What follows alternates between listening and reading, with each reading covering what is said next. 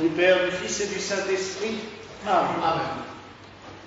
Mes très chers frères et sœurs, nous célébrons aujourd'hui Saint Fiacre de Meaux, qui, même s'il porte le nom de la ville de Meaux parce qu'il y a vécu les dernières années de sa vie, n'est pas du tout un saint français, puisque c'est un saint irlandais, encore un saint celte, un de ces moines qui, comme nous l'avons déjà vu à de nombreuses reprises, a choisi de parcourir l'Europe pour porter la parole de Dieu. Saint Fiacre a commencé sa carrière religieuse dans des monastères d'Irlande où il a appris ce monachisme irlandais si particulier, si proche de la nature, si proche de la création. Nous sommes dans la semaine qui précède le dimanche de la création. En plus, aujourd'hui, nous avons installé le portique de la création. On est vraiment en plein dedans, je dirais, cette semaine. Plus, c'est bien, c'est un embellissement du jardin, alors que Saint Fiacre est patron des jardiniers. Il a donc fait cette formation monastique, mais comme souvent, et nous l'avons déjà vu à plusieurs reprises, le but en soi du monachisme celtique n'était pas de rester moine dans son monastère, contrairement aux bénédictins qui font vœu de stabilité, et on peut rester bénédictin pendant 40, 60 ans dans le même monastère sans en sortir. Là, les moines celtes ne faisaient pas vœu de rester fixes, au contraire, dès qu'il y avait trop de moines dans le monastère, on envoyait les moines en mission ailleurs, par groupe de 12, pour faire de nouveaux monastères et créer et grandir et vraiment propager la parole de Dieu. On ne sait pas comment exactement Saint Fiacre s'est-il retrouvé dans cette campagne de la Brie. On sait juste qu'il était lié d'amitié avec l'évêque des lieux, Saint Faron. Alors Saint Faron est aussi un saint celte et irlandais d'origine. Non, pardon, il est local lui, mais il a été converti par un Irlandais, Saint Colomban. Donc, forcément, vous comprendrez aussi que Saint Fiacre a une attache particulière avec nous.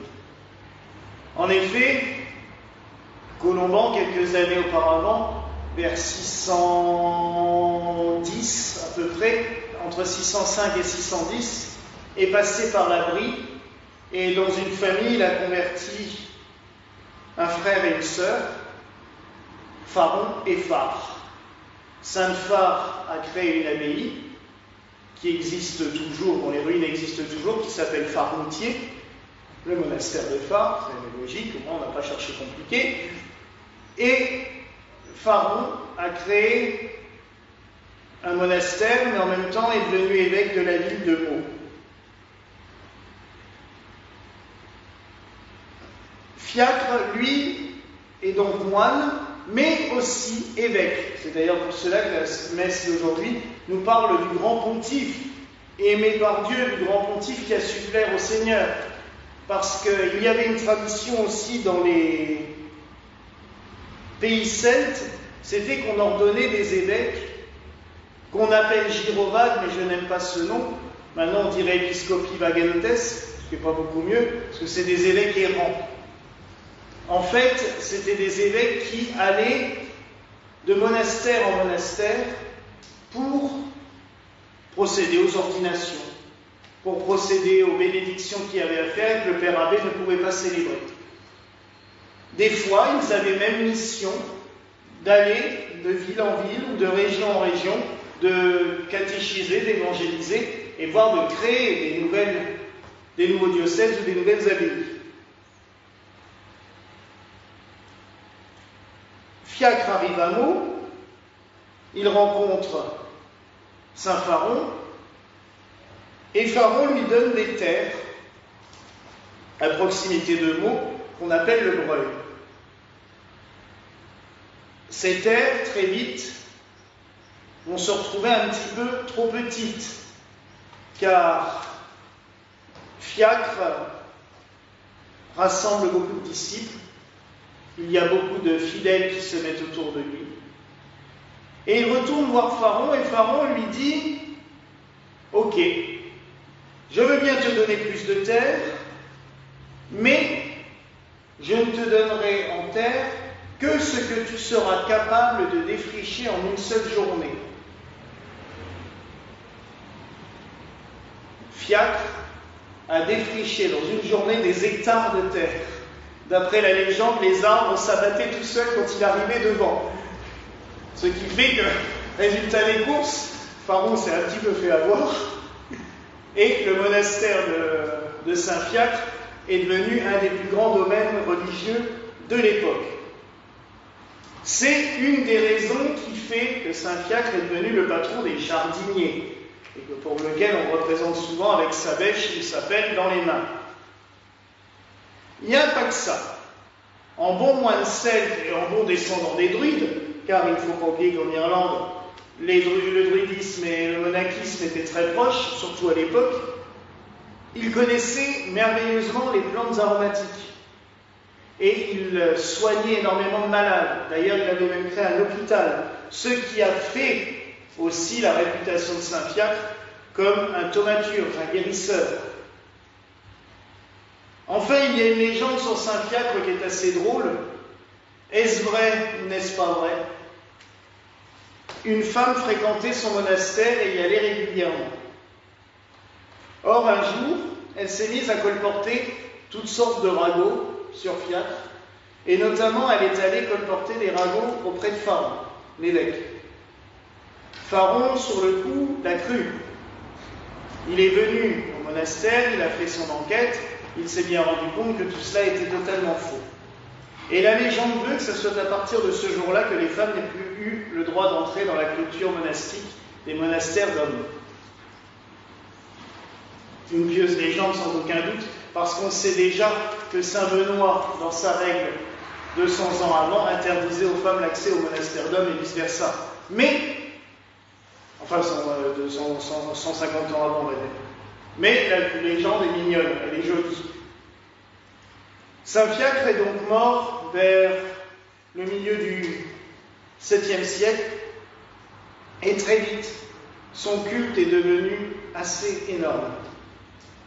On le vénérait de partout. Les gens se sont battus pour ses reliques. C'est pour ça qu'on trouve des ossements un peu partout, parce qu'ils se sont partagés ses reliques. Dans l'église de Saint-Fiacre, à côté de nous, il existe toujours le tombeau qui est vénéré. Il y a des grands pèlerinages. Et tous les ans, donc pour sa fête, ou le dimanche précédent, ou le dimanche suivant, toutes les corporations d'horticulteurs, de jardiniers, de maraîchers célèbrent leur saint patron par une cohorte de cortèges avec toutes sortes de légumes, de fruits que l'on peut récolter et qui sont portés en offrande à l'église. Cela nous rappelle quand même beaucoup aussi la bénédiction des fruits nouveaux, la bénédiction des raisins dans cette période. On est vraiment dans la période, je dirais, de l'action de grâce pour tous les cadeaux que la création nous donne et que le Seigneur nous donne par le travail des hommes aussi. Mais quand même, c'est la nature qui décide avant tout ce que nous pouvons manger ou pas. Et là, Saint-Fiacre fait partie un petit peu de ce culte qui a lieu entre août et fin septembre, de tout ce que la création peut nous donner pour nous nourrir. Autre patronage de Saint-Fiacre qui est plus drôle, c'est qu'il est devenu le saint patron des taxis. Alors là, comment ce jardinier moine du 7e siècle a fait pour devenir saint patron des taxis? Tout particulier, je ne sais plus le dire, c'est pas grave. Tout simplement, voilà. Parce qu'au XVIIe siècle, à Paris, un homme a eu l'idée de proposer aux gens des petites calèches pour les emmener d'un point A à un point B, pour une somme X ou Y. Et comme ces calèches étaient toutes hébergées dans un hôtel qui s'appelait l'hôtel de Saint-Fiacre, très vite on a appelé ces voitures payantes voitures de Saint-Fiacre, puis fiacre tout court. Et en fait, c'est l'ancêtre de nos taxis, puisque les fiacres, d'abord on payait un fiacre pour aller d'un point A à un point B, après on a payé un taxi. Maintenant, ce serait patron des Uber aussi, mais bon, ça reste toujours dans ce même esprit. En fait, c'est pour cela que Saint-Fiacre est devenu le patron des fiacres et des taxis, tout simplement parce que l'hôtel s'appelait Saint-Fiacre, là où étaient stockés les chevaux et les voitures. Donc, il n'y est pas pour grand-chose, mais comme l'Église, elle s'est toujours profitée à propos pour donner des patronages à l'un ou à l'autre de ses saints, elle ne s'est pas gênée, elle en a très vite profité. Ce qui est intéressant de retenir dans la vie de Saint-Fiacre, et tout est concentré dans l'oraison, Seigneur, apprends-nous à cultiver les vertus. Je dirais aussi que le Seigneur nous apprenne à cultiver notre âme. Comme je l'ai déjà dit dans le sermon de dimanche, mais aussi dans les prières baptismales, l'âme est comparée à une rose qui fleurit dans les jardins du Seigneur et qui doit s'épanouir à la lumière de Dieu. Que Saint-Fiacre nous aide et qu'il intercède auprès de Dieu pour nous, pour que nous apprenions toujours à cultiver nos âmes. Le monachisme celtique était un outil merveilleux pour cultiver son âme, même si l'ascèse y était rigoureuse, mais que la contemplation des œuvres de Dieu, que la contemplation de tout ce qu'il fait pour nous aide toujours à cultiver nos âmes, pour comprendre sans cesse à quel point nous sommes appelés à grandir, à nous embellir devant le Seigneur, à sa lumière, car seule sa lumière peut nous faire évoluer. Alors oui, mes frères et sœurs, en ce jour, prions Saint-Fiacre qui prie pour nous devant le Seigneur, et que nous soyons toutes et tous capables de nous cultiver petit à petit par les paroles de Dieu, nourris